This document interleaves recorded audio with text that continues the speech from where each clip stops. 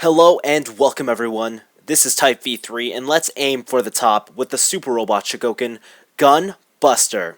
This is a toy review that's going to take a whole lot of hard work, guts, and one badass pose. I'm going to start with the obvious and state that this Gunbuster carries a blue finish instead of the standard gunmetal sheen.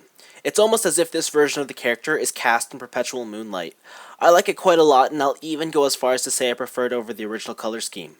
However, if this aesthetic detail doesn't jive with you, then stop watching the video here, because I doubt I'll be able to convince you otherwise. As for the color of the other details, they're more or less correct. One odd thing about this SRC is that the shoulders, chest, and waist all contain a wonderfully subtle metallic flake to their paint, while everything else is a simple glossy finish. I would have preferred the entire robot to take on this detail. Now, because the SRC Gunbuster isn't a transformable figure, the robot's been given sleeker proportions and a thinner silhouette overall. I don't quite think these aspects make him much more anime accurate though.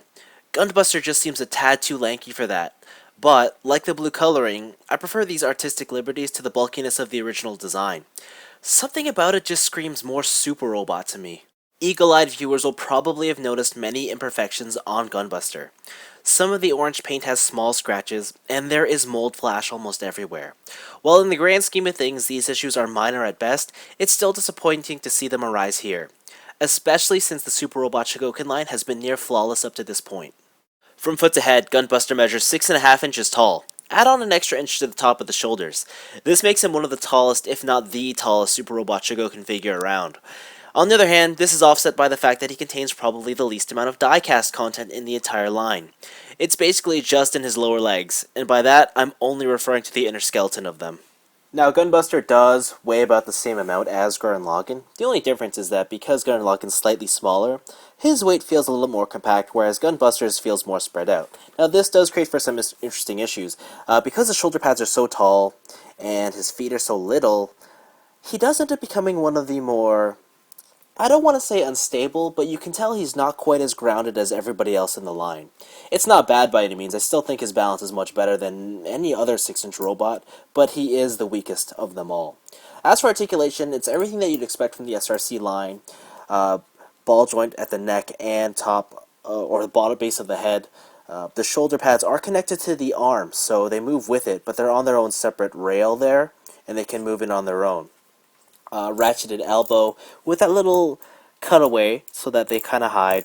Nice wrists that are on a swivel and ball joint. The waist itself can even pop up a little bit just so you can get extra range out of there. And then, of course, the shoulders, my favorite joints on these things, can come out like that. It's the entire shoulder assembly too, not just the joint, so that's really neat. The only real point of contention is the hips, or the hips. It's just that because of the design, his forward and backward range is really limited. That's kind of it. The in and out is pretty good, and these little bits here are on ball joints, so that you can sort of get them to go out further than they need to be, but that's really the only issue I'm going to have there. Again, nice double jointed knee and great ankles. I like these ankles, and they even come out just a little bit more so that you can play around with them. Overall, articulation is phenomenal and great.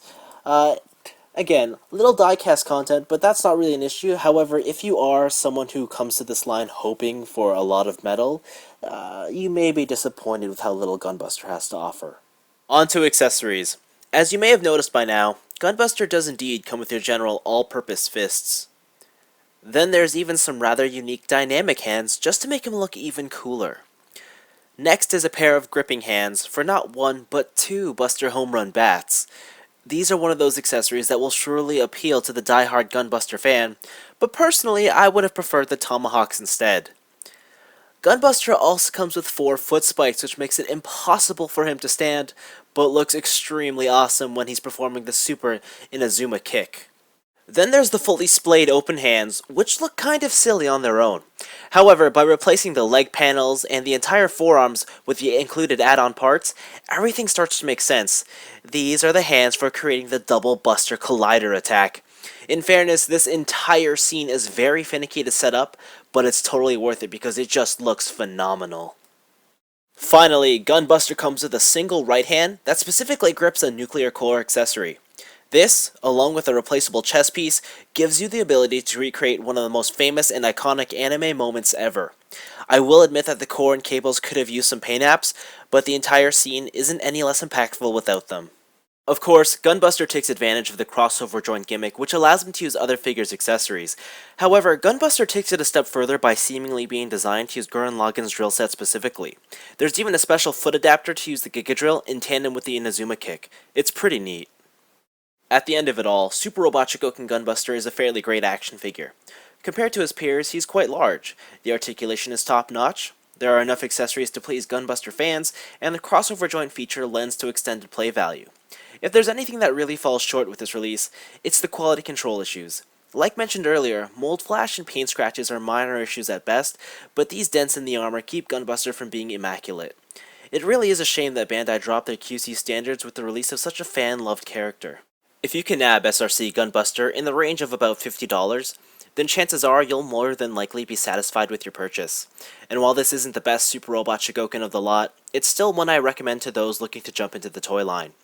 Also, I don't think that this figure could ever take the place of the soul of Chogokin Gunbuster, but it makes for a great substitute if the larger SoC is unavailable to you.